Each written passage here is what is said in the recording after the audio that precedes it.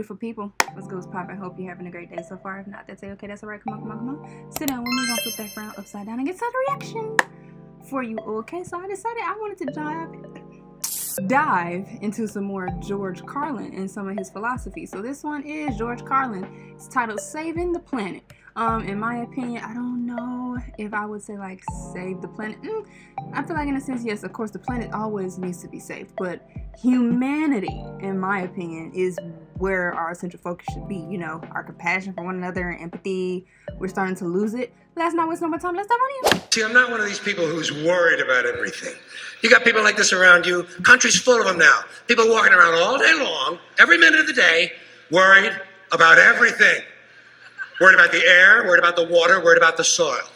Worried about insecticides, pesticides, food additives, carcinogens. Worried about radon gas, worried about asbestos.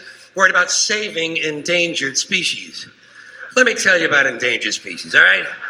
Saving endangered species is just one more arrogant attempt by humans to control nature. It's arrogant meddling. It's what got us in trouble in the first place. Doesn't anybody understand that? Interfering with nature.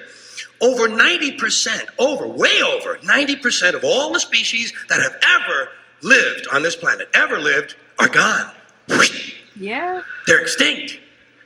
We didn't kill them all. We didn't. They It's true, because, I mean, with climate change, you know, certain things naturally that happens with the earth. So, yeah, you're going to have some populations that cannot adapt as quickly as, you know, say that we can, or they cannot just adapt to the changes going on around them. So, yeah, that just comes with nature. It's part of the cycle. just disappeared. Yeah. That's what nature does. They disappear these days at the rate of 25 a day. And I mean regardless of our behavior. Irrespective of how we act on this planet, 25 species that were here today will be gone tomorrow. Let them go gracefully. Leave nature alone. Haven't we done enough? We're so self-important. So self-important. Everybody's going to save something now. Save the trees, save the bees, save the whales, save those snails. And the greatest arrogance of all, save the planet. What? Are these fucking people kidding me? Save the planet? We don't even know how to take care of ourselves yet. Like I said, I could have sworn there was like a few videos back. I know probably sometime last year, I did say not apparently, but at some point, if I do have the opportunity to make merch, that was going to be something I put on one of my t-shirts or a hat. Earth is ghetto. Because it is. I'm sorry. Earth is ghetto. We haven't learned how to care for one another. We're going to save the fucking planet? No, for real. I'm getting tired of that shit.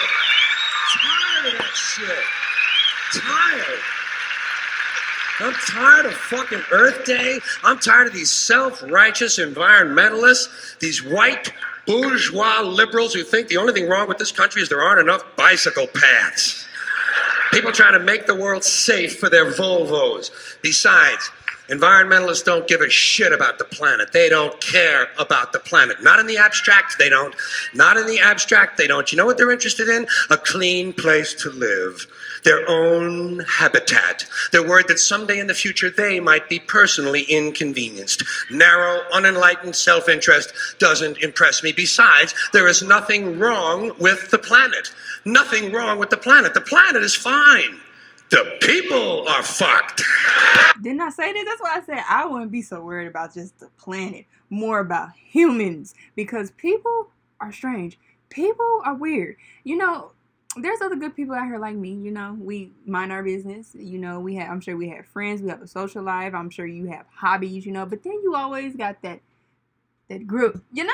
So it's like, where's the compassion for man, each other? Do we forget about what it is to have empathy? What it is to feel what somebody else is possibly feeling?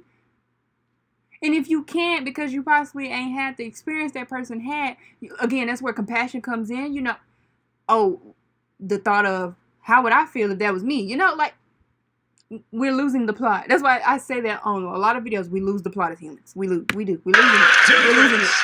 Difference. The planet is fine. Compared to the people, the planet is doing great. It's been here 4.5 billion years. Did you ever think about the arithmetic? Planet has been here 4.5 billion years. We've been here, what, 100,000? Maybe 200,000? And we've only been engaged in heavy industry for a little over 200 years. 200 years versus 4.5 billion. And we have the conceit to think that somehow we're a threat? That somehow we're going to put in jeopardy this beautiful little blue-green ball that's just a-floating around the sun? The planet has been through a lot worse than us. Been through all kinds of things worse than us.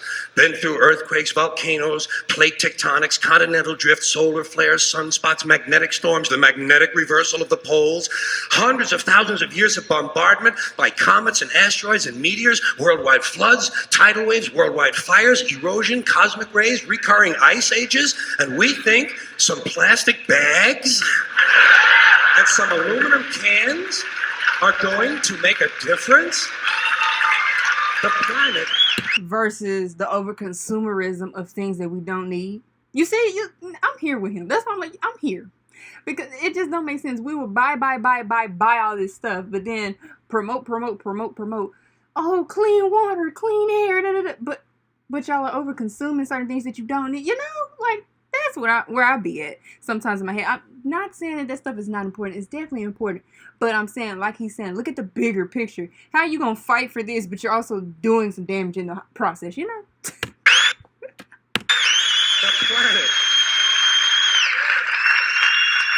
The planet isn't going anywhere. We are. We're going away. Pack your shit, folks. We're going away.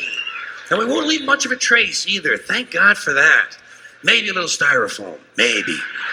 Little styrofoam. A little bit of plastic. Planet will be here and we'll be long gone. Just another failed mutation. Just another closed-end biological mistake. An evolutionary cul-de-sac. The planet will shake us off like a bad case of fleas. Man. A surface nuisance. That's it. You want to know how the planet's doing?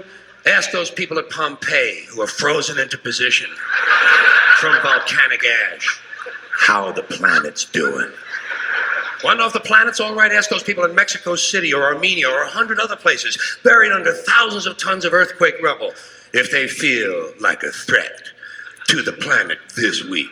How about those people in Kilauea, Hawaii who build their homes right next to an active volcano and then wonder why they have lava in the living room? The planet will be here for a long, long, long time after we're gone, and it will heal itself, it will cleanse itself, because that's what it does. It's a self-correcting system. Yep. The air and the water will recover, the earth will be renewed, and if it's true that plastic is not degradable, well, the planet will simply incorporate plastic into a new paradigm, the earth plus plastic. The earth doesn't... You know what this reminds me of? I started this show, I don't think I finished it. The 100 on Netflix, literally with a bomb. I don't know if it was a bomb or a nuke went off. When a bomb or nuke, it got missiled. The Earth had got missiled. They went up to space for like 100 years. They came back down. Earth was doing fine. It literally like regenerated stuff. So it's true what he said. And then the comparison to, I feel like the 100 would be like WALL-E. I feel like WALL-E is going to be the result from our over-consumerism because we do not care too much. And then we want everything at our convenience. Just like the people that were shot into space from that movie, they had gained so much weight, they got fat, and they were so lazy to the point they had to be, floated around on these, I guess, like, what would you call that? Like a mobile wheelchair? Like a flying wheelchair, basically. But we want everything at a convenience to the point that we're so lazy. And that movie is just going to show you that if we don't put a stop to it, that's exactly what the earth could possibly look like. Where else can we put the trash at some point? We're going to run out of space. So, yeah, he's not wrong. Share our prejudice towards plastic. Plastic came out of the earth. The earth probably sees plastic as just another one of its children. Could be the only reason the earth allowed us to be spawned from it in the first place. It wanted plastic for itself. Didn't know how to make it. Needed us. Could be the answer to our age-old philosophical question, why are we here? Yes. Plastic. assholes. So, the plastic is here. Our job is done. We can be phased out now. And I think that's really started already, don't you? I mean, to be fair, the planet probably sees us as a mild threat, something to be dealt with. And I'm sure the planet will defend itself in the manner of a large organism, like a beehive or an ant colony can muster a defense. I'm sure the planet will think of something. What would you do if you were the planet trying to defend against this pesky, troublesome species? Let's see. What might... viruses. Viruses might be good. They seem vulnerable to viruses. And viruses are tricky, always mutating and forming new strains whenever a vaccine is developed. Perhaps this first virus could be one that compromises the immune system of these creatures. Perhaps a human immunodeficiency virus, making them vulnerable to all sorts of other diseases and infections that might come along. And maybe it could be spread sexually, making them a little reluctant to engage in the act of reproduction. Well, that's a poetic note. And it's a start.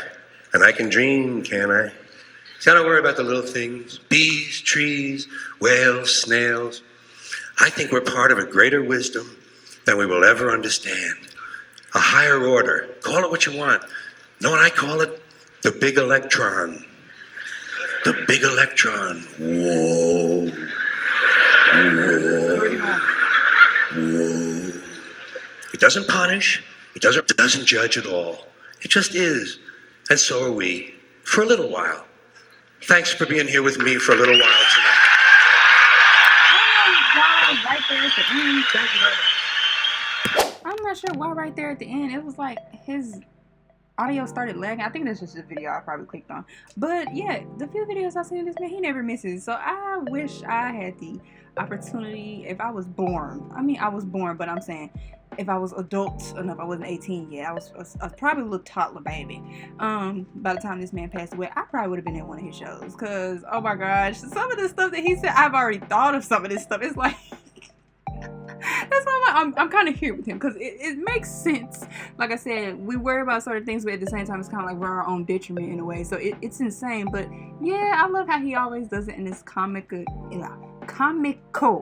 standpoint, and it's also just tied into like a philosophy, intelligent stand-up. It's just so different, and I'm so happy for the ones who did experience him. I'm so glad you all have those memories. But yeah, y'all, that was George Carlin saving the planet. Let me know about this video down below in the comments. Don't be afraid, don't be shy, leave feedback just for my next watch. Thank you for joining me, and I will see you guys in the next video. Bye.